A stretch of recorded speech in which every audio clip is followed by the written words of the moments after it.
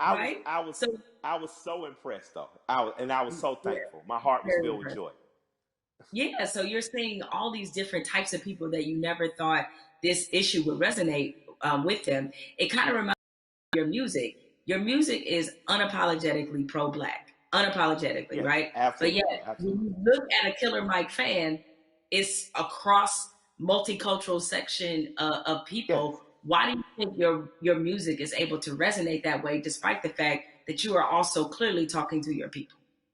Yeah, I'm proud to be me. I like me. I like black people. I'm not making no excuses. I'm not making no apologies coming in the door. I love us. I am with us. And because I love me, it has nothing to do or affecting my love of others.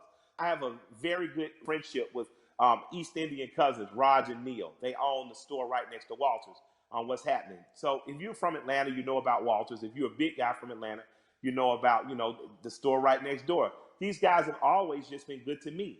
Raj went to India. He came back, brought my wife incense, these beautiful little elephant characters. He's proud to be Indian. I've learned about being Indian from my Indian friends. When you're truly who you are, I'm a part of the original people on earth. I'm from the continent that birthed all humanity. I think when you wear that proudly and unapologetically, and not from a place of needing someone to be below you, there's no reason for a people not to like me. I like you. I got plenty of heroes that don't look like me. There's a portrait of John Brown on my wall in my basement. I thought he's a hero. He doesn't have to look like me. You know what I mean? But I refuse to act like people who look like me aren't great. I didn't say good. I didn't say good enough. I didn't say equal. I said great. I'm from a great and mighty people. And if you can't accept that, then maybe I'm not for you. But I believe that because I am simply who I am, I believe that that gets accepted. Because you know what? I remember being on a tour bus, and I'm on there with a bunch of Northeasterners because of course, my rap partner's a white guy from Brooklyn. And we're on there and they're watching Swamp People, and everybody's laughing. And I come up and stagger into the front, and I look at it and I start smiling, and I look at the room and say, I got more in common with them than any of y'all. And I just walk to the back. Now, it's the truth. I'm a Southern boy. My grandparents from Alabama and rural Georgia. I grew up more like people on those shows. So I think across cultural lines and across racial lines, people identify with me, but just because I'm your typical American guy. And I have some special things. I'm not going to deny that I'm special. I was a smart kid, went to Morehouse, had an understanding of some cool stuff. I married a beautiful woman, that helps. But I think that ultimately what resonates with people is that I'm a regular guy. One of my best friends in the world is a white guy from Brooklyn. So I think that people understand that I have the ability not to look past your race or ethnicity, not to look past who you are culturally, but to look at it and love it and learn from it without wanting to co-opt it or be it. What you're talking about in a very succinct and robust way is really allyship, and that's been a Absolutely. word that, yeah, you have a lot of, it sounds like you have a lot of really great allies that are in your life now. In this moment, I've gotten the question constantly, I assume you have too, about how to be an ally. What do I have to do? Right? I've had so many conversations with white people, like really good friends of mine, in the last Yeah. 2 weeks, where all right, guys, I appreciate your enthusiasm, but Yeah, but hold on. Hold on. hold on a second, just relax. But Absolutely. I, nevertheless, that being said, is that, what would you say to somebody who wants to not only be an ally but be a good ally? you want to be a good ally in this moment, white corporation, white person with the means, that's a worthy allyship. On a ground level, if you're just working hard every week, you don't know what to do, you're an electrician, you're a plumber, grab one young man who doesn't look like you, a young woman, and teach them that trade. That's allyship. Allyship isn't just throwing the money, but if you got the big money, put it towards somewhere. But on a very real and basic level, my son had an accident with a man named Keith. I bought my son a car. My son Malik, with a very pretty girl in the front seat, rear-ended this guy Keith. Um, Calls me. I pull up to Keith and the police officer. I say if he'll allow me to handle this privately, I just don't want to call my insurance company because I had just got in an accident. I drive fast. My son Keith, in good faith, gave me the opportunity to do that, and me and this man became friends. You know, I'm literally friends with this white man who told me about Atlanta pre-white flight and desegregation, who's taught me about fatherhood and the importance of presence in your child's life. That doesn't happen if we're not open for it to happen. So an allyship with white people doesn't have to be an organization of saving the world. But you do have to do what me and Keith did.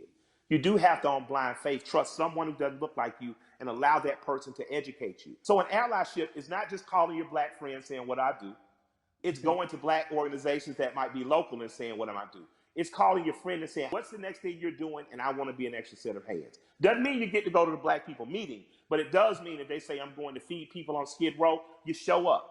And you show up with empathy and care, and you do it. And I'm going to tell you, we need doctors in that space. We need lawyers in that space. We need legislators in that space. You know, we need the people who are really empowered to be in that space, because there's some things that need to happen on ground level that once the grassroots people have gotten it here, there needs to be money put behind these things. A lot of the problems that we have now that are erupting could have been solved in 96, 2006, 2016, and all these other years, but we chose not to because we trusted the right thing's going to happen. Right thing's not going to happen unless we make it.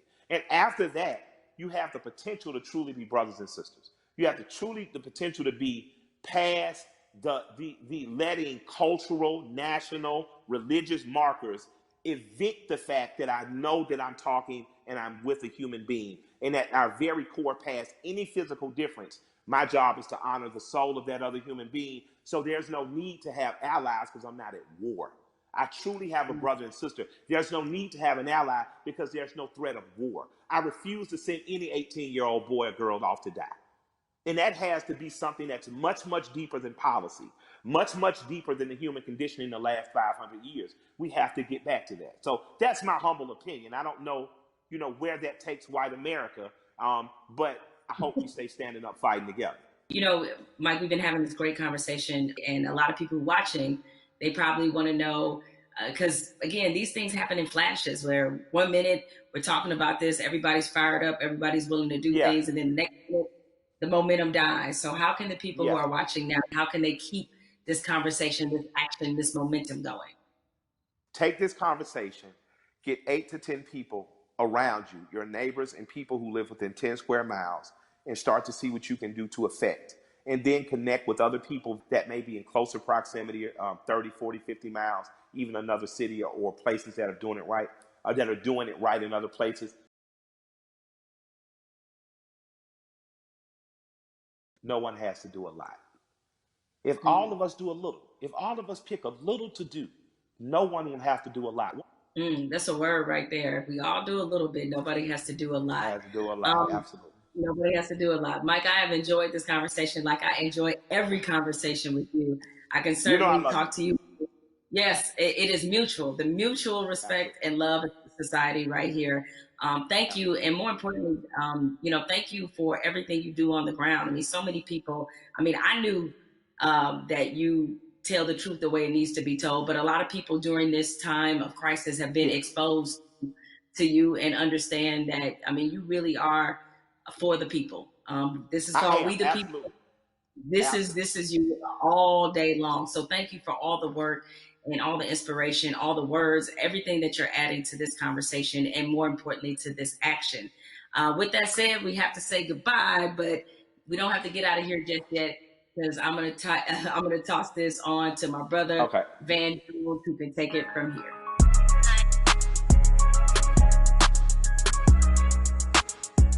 Jamel and I, we spent the past hour, we've been talking to Killer Mike, we've been talking to Elaine Welteroth. We also got a chance to see that amazing video from Lil Baby. Jamel, what did you get from your conversation with Killer Mike? And more importantly to me, what do you make of this moment that we're in? The one thing you can always expect from Killer Mike is blunt honesty. I think that's why a lot of people look at him as a really credible voice right now.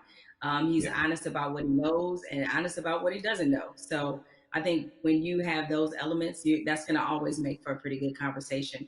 I'm with you. This moment at the same time is welcome.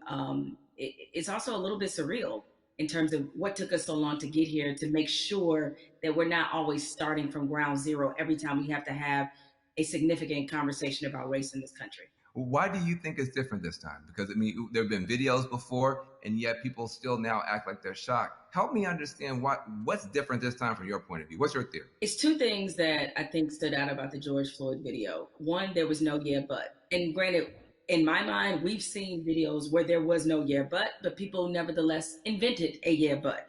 But in this one, there really wasn't one. Even if you were Stretch Armstrong trying to stretch and find one, there just wasn't one. What always has just stuck with me is the look on this officer's face as he was kneeling on George Floyd's neck. It was so cold. It was as if this were Thursday. And he showed such little emotion, remorse, any emotion you want to name. He didn't show any of that as he killed a man in the middle of the street with bystanders looking on. So I think that situation, coupled with the fact we had already been reeling from Ahmaud Arbery, we had already been reeling from Breonna Taylor. And even though the situation wasn't fatal, there was definitely a storm of frustration at what happened with Christian Cooper. So this all together leads us to this moment where finally, even the most adamant naysayers who wanted to pretend as if this wasn't a structural problem, what could they say?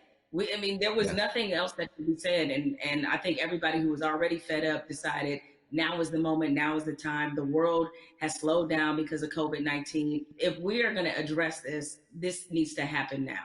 I've never seen 20, 30 million white people asking Black people for leadership. That's interesting because they start going, what do you want me to do? I'm like, well, I don't know. Google is a powerful tool. I don't know. I'm realizing now, though, that this is an honest question.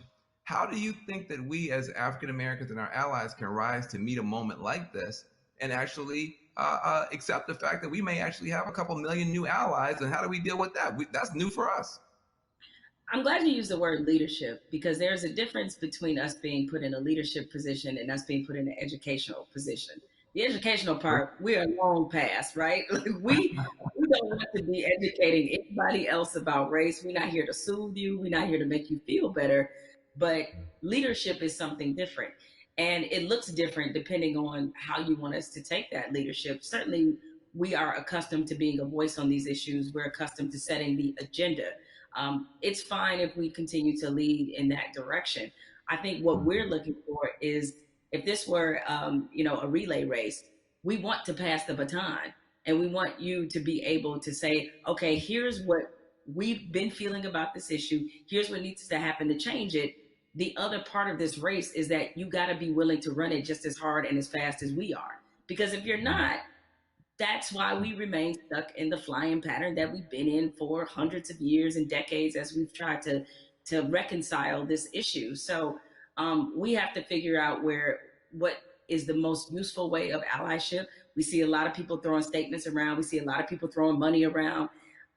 We need that to be a focused effort, and more importantly, to be vocal about it. I can't take any more double-sidedness. There can be no more other-siderisms, if I may make up a word, meaning that you give over here and you're a company that is like, yeah, Black Lives Matter, except for in my boardroom where they don't, or except for in my organizational chart where they don't.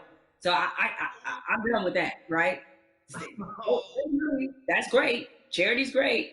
Charity doesn't change structural racism, right? What changes it is when you actively look in your building and ask, why aren't there more Black people in this building, in this boardroom, in this C-suite? So the allies that we have, what you can do, change the structure and cultures of your companies, of your businesses, of wherever it is you have influence. Start there. The thing I try to tell people is, it puts us in a no-win situation. I want our white sisters and brothers to be better educated and to care more, but I don't want to have to bear the burden of trying to teach and educate all the time. The reason you pay tuition is because it's costly to educate someone. You coming up to me and saying, educate me, that's costly to me emotionally and from a time point of view. Also, I think we have to be very honest. Nobody would go up to somebody